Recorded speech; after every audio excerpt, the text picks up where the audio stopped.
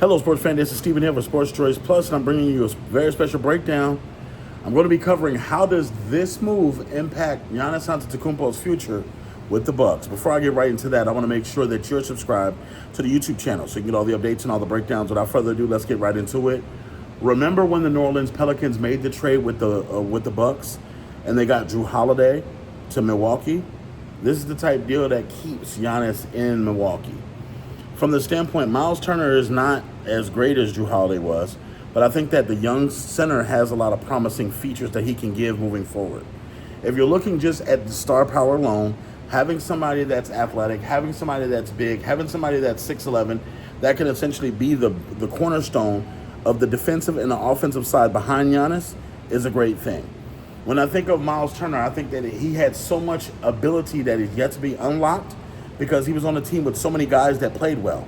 When you think of Halliburton, when you think of Pascal Siakam, when you think of the likes of Obi Toppin, when you think of the likes of so many different Pacers players that came into the game that they needed to touch the ball, that they needed to do certain things, he wasn't able to dominate as he should. I think that with him being in Milwaukee, he's going to have much more chances opportunity-wise for the offensive side, and you're going to see his game evolve a little bit more. I expect to see his game evolve points-wise, rebounds-wise, and assists-wise, because now Giannis has somebody that he can go to that can shoot the three. He has somebody that he doesn't just have to clog the middle with, that Giannis can now float around the three-point line.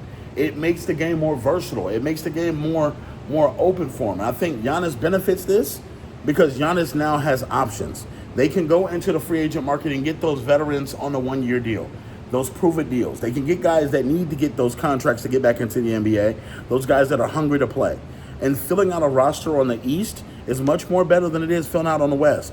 When you think of them signing Bobby Portis and those guys back and those guys that they needed, those are the moves that you need, but you also need to get another point guard. You also need to get some more firepower shooting-wise. I think that Giannis is stuck in between. Nobody wants to come sign here, so we're going to have to make major moves to either overpay or get people here drastically in different ways. So it's almost like the Kevin Garnett thing. You're in Minnesota, and there's nobody that wants to come play in Minnesota. Doesn't matter how great you are. Minnesota is not a sexy destination. It's not a place where people want to be. So with that being said, Miles Turner coming here and being able to sign here says a lot. And I think that what you need to do is, moving forward in this offseason and moving forward, get the possible players, get the best possible wing players, shooting guards, and guards that make sense. Adding a possible Chris Paul to the mix.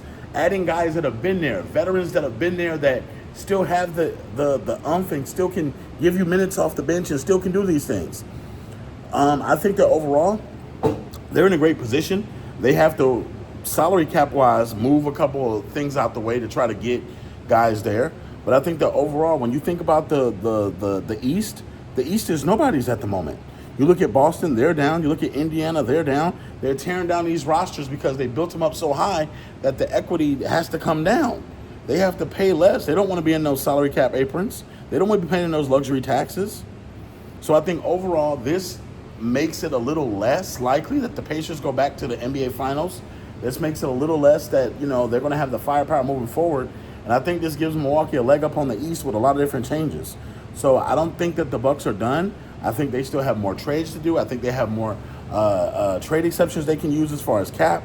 And I like the ability of them getting somebody there to Milwaukee at this point, having those two giants there. So all you Milwaukee Bucks fans, all you NBA fans, get in the comment section below. Definitely check out Sports Choice Plus, and we'll see you in the next episode.